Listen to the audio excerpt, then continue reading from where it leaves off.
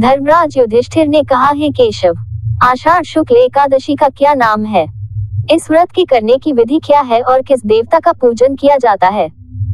श्री कृष्ण कहने लगे कि हे युधिष्ठिर, जिस कथा को ब्रह्मा जी ने नारद जी से कहा था वही मैं तुमसे कहता हूँ। एक समय नारद जी ने ब्रह्मा जी से यही प्रश्न किया था। तब ब्रह्मा जी ने उत्तर दिया कि हे नारद, तुमने कलियुगी जीवों के उद्धार के लिए बहुत उत्तम प्रश्न किया है, क्योंकि एकादशी का व्रत सब व्रतों में उत्तम है। इस व्रत से समस्त पाप नष्ट हो जाते हैं और जो मनुष्य इस व्रत को नहीं करते वे नरकगामी होते हैं। इस व्रत के करने से भगवान विष्णु प्रसन्न होते हैं। इस एकादशी का नाम पद्मा है। अब मैं तुमसे एक पौराणिक कथा कहता हूँ, तो मन लगाकर सुनो। सूर्यवंश में मांधाता नाम का एक चक्रवर्ती राजा हुआ है, जो सत्यवादी और महान प्रतापी था। वह अपनी प्रजा का पुत्र की भांति पालन किया करता था। उसकी सारी प्रजा धन धान्य से भरपूर और सुखी थी। उसके राज्य में कभी अकाल नहीं पड़ता था। एक समय उस राजा के राज्य में 3 वर्ष तक वर्षा नहीं हुई और अकाल पड़ गया। प्रजा अन्न की कमी के कारण अत्यंत दुखी हो गई। अन्न के न होने से राज्य में यज्ञादि भी बंद हो गए। एक दिन प्रजा राजा के पास जाकर कहने लगी कि हे राजा, सारी प्रजा त्राही त्राही पुकार रही है, क्योंकि समस्त विश्व की सृष्टि का कारण वर्षा है। वर्षा के अभाव से अकाल पड़ गया है और अकाल से प्रजा मर रही है। इसलिए हे राजन, कोई ऐसा उपाय बताओ जिससे प्रजा का कष्ट दूर हो। राजा मांधाता कहने लगे कि आप लोग ठीक कह रहे हैं, वर्षा से ही अन्न उत्पन्न होता है और आप लोग वर्षा न होने से अत्यंत दुखी हो गए हैं।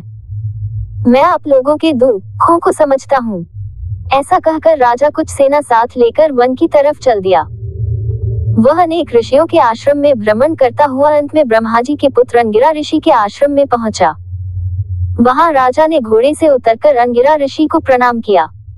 मुनि ने राजा को आशीर्वाद देकर कुशलक्षेम के पश्चात उनसे आश्रम में आने का कारण पूछा।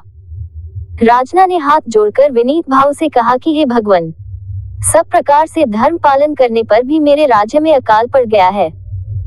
इससे प्रजा अत्यंत दुखी है। राजा के पापों के प्रभाव से ही प्रजा को कष्ट होता है, ऐसा शास्त्रों में कहा है। जब मैं धर्मानुसार राज्य करता हूँ तो मेरे राज्य में अकाल कैसे पड़ गया, इसके कारण का पता मुझको अभी तक नहीं चल सका। अब मैं आपके पास इसी संदेह को निवृत्त कराने के लिए आया हूँ। कृपा करके मेरे इस संदेह को दूर कीजिए, साथ ही प्रजा के कष्ट को दूर करने का कोई उपाय बताइए। इतनी बात सुनकर ऋषि कहने लगे कि हे राजन, ये सतयुग सब युगों में उत्तम है।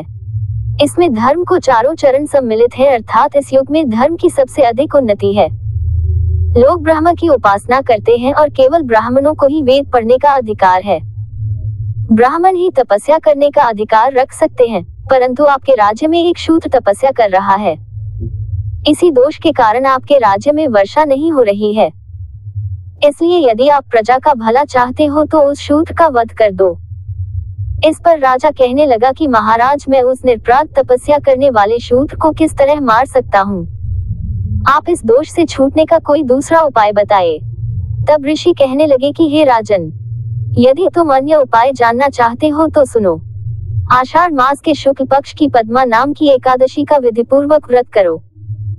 व्रत के प्रभाव से तुम्हारे राज्य में वर्षा होगी और प्रजा सुख प्राप्त करेगी, क्योंकि इस एकादशी का व्रत सब सिद्धियों को देने वाला है और समस्त उपद्रवों को नाश करने वाला है। इस एकादशी का व्रत तुम प्रजा, सेवक तथा मंत्रियों सहित करो। मुनि के इस वचन को सुनकर राजा अपने नगर को वापस आया और उसने विधिपूर्वक पद्मा एकादशी का व्रत किया। उस व्रत के प्रभाव से वर्षा हुई और प्रजा को सुख पहुंचा।